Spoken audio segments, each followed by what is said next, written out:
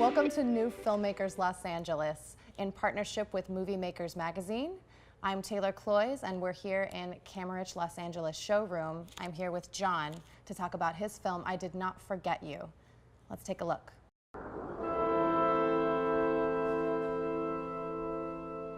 Boys, I suppose, have in their mind a picture of how the world will be, how they will be in that world. And truly, the world can be many different ways for a boy. But in reality, sadly, there are only two worlds. All right, welcome. Welcome Thank you here. for having me. Absolutely, it's an absolute pleasure. Talk to me a little bit about your film. Right, well, I Did Not Forget You started out as a short story that I wrote. The background of that short story is that I come from a military family, and I've been fortunate through the years of my life to have a lot of friends who are veterans or in the armed services. And this is from my time spent with veterans and everything that I've gleaned from them. What we think they do in these hostile environments and in the name of our country, it's unreal, right? It's completely unreal. And they, in the name of service, they go out there and they have rockets whizzing by their ears, they're dodging bullets, they have their hands tied behind their back in a way because they can't, the rules of engagement are really difficult out there. You know, they're the only ones in military uniform, so they got targets on them. But everybody else is a civilian, you know, there's no real, they don't know who enemy is and who they're not. And after going through that ultra real experience, life and death experience over there, when they come back here and see people walking around the malls, they think this is unreal, right? So we have each group looking at the other, citizens and veterans, as the other. And it's really sad to me. And actually, yeah, it's a war in itself. And that's kind of what I Did Not Forget You tackles in a small way.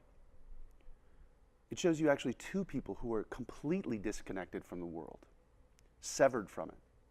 A young heroin-addicted girl and a Special Operations Forces major who comes back with a life-altering injury.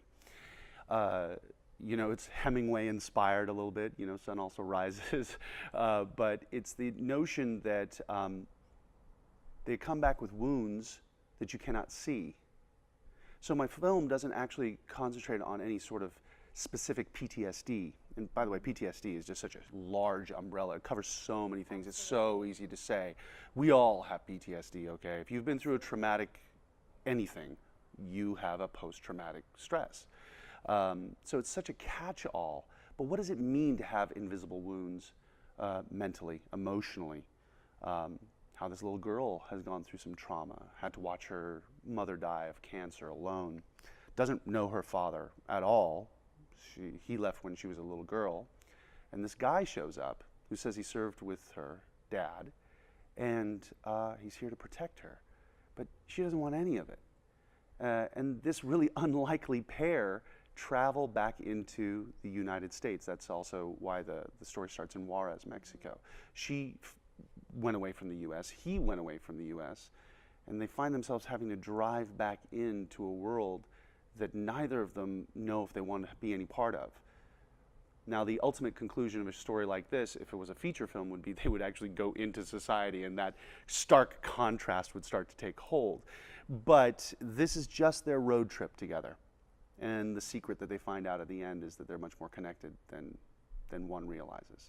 What were some of the big challenges for that? Like, get camera geeky with me. I don't know. Well, that was it. Just having so many setups in so many different locations, and Dallas was an amazing place to shoot. Like all of that was done in Dallas. Even the Afghanistan shots, where Dallas is flat, but we found a bombed-out quarry that looked like the hilly sides of, the crags of Afghanistan. And but yeah, being in a film and trying to direct and trying to frame up the scene and how we wanted it shot, that was pretty difficult. The geeky stuff it's expensive. The geeky stuff for me was really the Afghanistan stuff because we got to do steady cam stuff and we got to get like one of those quad, bikes and mount the camera, and yeah, for all those running scenes, we're running after a bike, and you know, there's so much more of that footage that we never got to use, but it was so much fun. But we have it. Yeah, exactly. We can, you know, have beers and look at the stock footage, or not the stock footage, but just the footage that we shot. No, it was a lot of fun. It was fun working with my first AD, Philip Hartage. He's amazing. He's been first AD for a lot of Tommy Lee Jones films, for Pirates of the Caribbean. The guy is just a mensch. He also knows how to time things out really beautifully, which a lot of first ADs maybe aren't as skilled at doing, which is, you know, when you know a person's got an emotional scene coming up, what order do you want to use them so they're fresh? You don't want the camera off them so they cry 15 times and then you turn around on them and they're like spent. Yeah, he's got a really good flow about how to manage people's emotional energy, which I really appreciated. Having a great first AD is imperative. Gavin Kelly, who shot our film, who was our director of photography, he's wonderful. His work has been seen at Sundance and South by Southwest and all over the place. He's going to blow up. He's such a great guy. Super calm, super relaxed. What a gift. Yeah, and I think from all the years of theater that I did too, I just knew that what would help the shoot the most was a natural calm. So difficulty was just number of setups, but I got to tell you, the people involved, my right and left arms, you know, in this thing, which my director of photography and my first AD, everything was so calm. It was not a big deal. We just shot it. It's just not a big deal, and that really helped.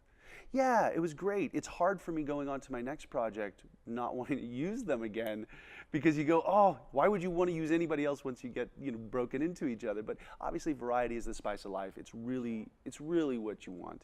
You want to work with a lot of people, and you want to experience that fresh spontaneity you get with another person that you're meeting and talking to for the first time. Sure. Yeah. All right, so I guess speaking of these next projects, you have some stuff that you're working on? Yes, a couple more short films and a feature film that I'm developing, actually 2 features. So a lot of writing right now. Also, I'm still doing my stage directing work. I have a show in Los Angeles. Yeah, I have a show at the Greenway Court Theater called Ajax in Iraq. It's a war play. It's about the warrior Ajax that Sophocles wrote about during the Trojan War. Split-screened almost with the life of a female combatant in Iraq, because this is the first war in our history where women are allowed in combat. And we have 3 Marines in that, and that's very exciting for me, and we're having a great run of it.